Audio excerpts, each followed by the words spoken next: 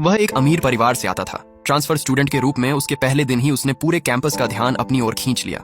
लगभग हर लड़की उसकी तरफ आकर्षित हो गई। सिर्फ एक लड़की ने कोई प्रतिक्रिया नहीं दी। उस लड़की का नाम ग्रे था। उसके माता पिता उसके बचपन में ही गुजर गए थे, इसलिए उसे अपनी आंटी के साथ रहना पड़ा। इस तरह की परवरिश ने उसे अपनी उम्र के बाकी बच्चों से ज्यादा जल्दी समझदार बना दिया। अपने परिवार का आर्थिक बोझ कम करने के लिए उसने एक कन्वीनियंस स्टोर में पार्ट टाइम नौकरी कर ली। वह कभी स्कूल कैफेटेरिया में खाना नहीं खाती थी। हर दिन वह वही खाना खाती थी जिसकी एक्सपायरी डेट करीब होती थी। यही वह लड़की थी जिसने बिल का ध्यान खींचा। पहली बार उसे देखते ही बिल उसमें दिलचस्पी लेने लगा।